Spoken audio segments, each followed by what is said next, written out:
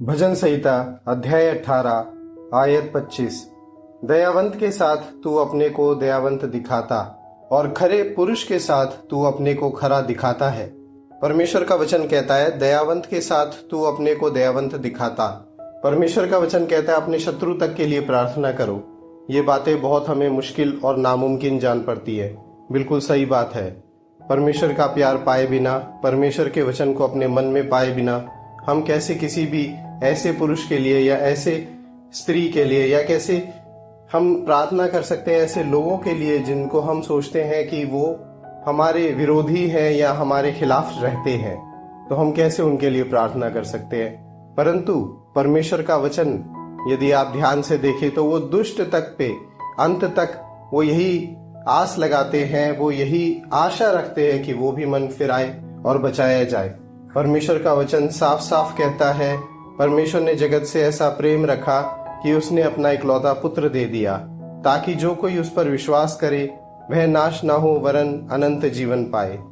हम बहुत सी बातें कह सकते हैं, अच्छाई दिखा सकते हैं, परंतु यदि हम दूसरे लोगों को जो कि बुराई में है, जो अभी भी अंधकार में है, परमेश्वर कहते हैं कि हमारे मन में उन तक के लिए भी प्रेम होना चाहिए। ये हमारी ओर से नहीं होना चाहिए। कई लोग इसको उल्टा सोचते हैं बाइबल को कि हमारी कोशिश। परमेश्वर का वचन क्या कहता है? ना बल से न शक्ति से वरन आत्मा से, परमेश्वर की पवित्र आत्मा से ही परमेश्वर कहते हैं कि हम उनकी आराधना कर सकते हैं। तो आपको अगर सच में परमेश्वर का प्यार पाना है, यानी कि अगर आपके अंदर परमेश्वर का सच में परमेश्वर का प्यार है, आप जब अपने आप को देखते हैं कि जब आप पापी ही थे तभी परमेश्वर ने यीशु मसीह को आपके लिए भेजा और यीशु मसीह खुद आपके लिए तब आए जब आप पापी ही थे। ये आपकी ओर से तो नहीं हुआ, ये परमेश्वर की ओर से हुआ। तो आप उद्धार को कोई अपनी चीज पकड़ करके नहीं बैठ सकते हैं कि ये आपकी है। नहीं, परमेश्वर ने आपको उद्धार दिया है। परमेश्वर ने आपको अपनी तरफ से अनुग्रह और दया दिखाई है। परमेश्वर कहते हैं दयावंत के साथ तू अपने को दयावंत दिखाता है।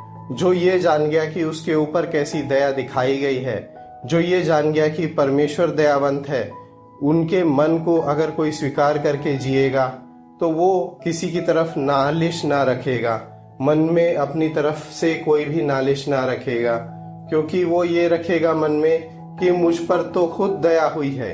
वो यही सोचेगा कि मुझ पर तो खुद दया हुई है, मैं तो खुद दया के लायक हूँ। और ना केवल जबकि उद्धार पाया, लेकिन हर एक बात में परमेश्वर का वचन अगर आप पढ़ते हैं, आप जान जाते हैं कि यीशु मसीह से कोई भी प्रार्थना में जो बातें पूरी होती हैं, ये बहुत बड़ी बात होती है, बहुत बड़ी बात होती है। क्योंकि यीशु मसीह अगर आप देखते हैं, जब एक स्त्री आई तो उससे भी क्या कहा कि मैं पुत्रों की रोटी लेकर के कुत्तों के आगे। आप समझ रहे हैं? तो यीशु मसीह बहुत, आप वचन में देखेंगे कि वहां पर एक जैसे कि क्रॉस चेक करना या फिर एक सवाल पूछना, जांचना, परखना, इस तरीके से परमेश्वर आपके मन को जांचते और परखते हैं, है ना। तो आप परमेश्वर के वचन के सामने जब आते हैं और आपके जीवन में यदि कोई भी बात परमेश्वर पूरी कर देते हैं तो वो बहुत बड़ी दया है। आपके खुद की कोई उपलब्धि नहीं, परंतु बहुत बड़ी वो दया है। पवित्र आत्मा आपको आगे चला रही है, ये बहुत बड़ी दया और अनुग्रह है। तो परमेश्वर कहते हैं आप उनकी दया के साथ चलिए अपने मन में। जब आपके मन में खुद में परमेश्वर की दया विराजमान रहती है कि हाँ, मैं तो खुद परमेश्वर की दया पाया हुआ हूँ या पाई हुई हूँ, तब ही तो जाकर के आप दूसरे की तरफ वो मन रख सकते हैं जो परमेश्वर का मन है। क्या ये आपका मन है? नहीं, वो परमेश्वर का मन है। परमेश्वर दया दिखाने वाले हैं और खरे पुरुष के साथ तू अपने को खरा दिखाता है। परमेश्वर, जब आप देखेंगे परमेश्वर बिल्कुल खरे हैं, है ना। अगर किसी का भी मन कठोर होता है, किसी का भी मन घमंडी हो जाता है, क्योंकि शैतान छोटी मोटी बातें दिखा करके भी इंसान को घमंडी बना देता है, उसका मन ऊंचा करने की कोशिश करता है। परंतु परमेश्वर है जो कि ऊंचे नीचे मार्गों, ऊंचे नीचे पहाड़ों को, ऊंचे नीचे जमीनों को क्या कर देते हैं? समतल कर देते हैं, है ना। आपके मन पे वो परेशानी, दुख, तकलीफ या कोई भी बातें ऐसी आपके सामने ले आते जो आपके सुलझाने के बाहर की होती हैं, है ना। आपके जिससे कि घुटने टिक जाए, क्यों? क्योंकि वो चाहते हैं कि मेरे बच्चा, मेरा पुत्र, मेरी पुत्री जो है वो अपने चाल चलन में कैसे रहें, खरे रहें, है ना। तो वो परमेश्वर चाहते हैं कि आपके मन में परमेश्वर का मन विराजमान रहे।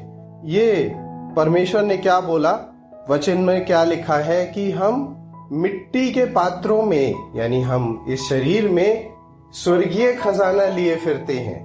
पौलुस ने क्या कहा, सोना और चांदी तो मेरे पास नहीं है, मेरे पास उसके पास क्या था, यीशु मसीह नासरी उसके मन में वास करते थे, है ना।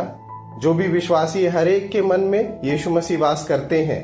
तो उसने क्या दिया, उसके पास क्या था देने को, कुछ नहीं था, सिर्फ क्या था, यीशु मसीह थे, उसने वही दिया। आप किसी को क्या दे सकते हो, आप किसी को क्या दे सकते हो जो हमेशा के लिए उसका साथ रहे, हमेशा के लिए उसके लिए एक आशीष का सोता बन जाए। वो सिर्फ और सिर्फ धरती पर एक ही नाम है, यीशु मसीह। और आकाश में भी यीशु मसीह। हमारा न्यायी भी कौन है, यीशु मसीह। तो आप भी परमेश्वर के सामने घुटने टेक करके उनके दयावंत और उनके खरे मन को लेकर के चलिए, क्योंकि वो आपके ऊपर और दया दिखाना चाहते हैं, आपको और खरा बनाते चला जाना चाहते हैं। तो ये सारी बातें हैं और परमेश्वर के वचन में आप और भी बातें देखते हैं कि कैसे वो सोने को ताप करके, पिघला करके कैसे उसे वो खरा कर देते हैं। तो ये सारी चीजें, जब भी एक विपत्ति भी आती है तो वो सारी बातें किसके लिए हैं, आपको खरा बनाने के लिए। यदि आज आपको कोई भी समस्या है, आप विश्वास कीजिए कि परमेश्वर चाहते हैं कि आप इन सभी बातों में परमेश्वर के सामने घुटने टेक दें, उनके वचन के आगे घुटने टेक दें और अपने मन में उनकी दया, उनकी खराई को पाते हुए आप आगे बढ़ते चले जाएं। सारी बातों के लिए धन्यवाद में आगे बढ़ते चले जाएं। यीशु मसीह के नाम में आमीन। जय मसीह की।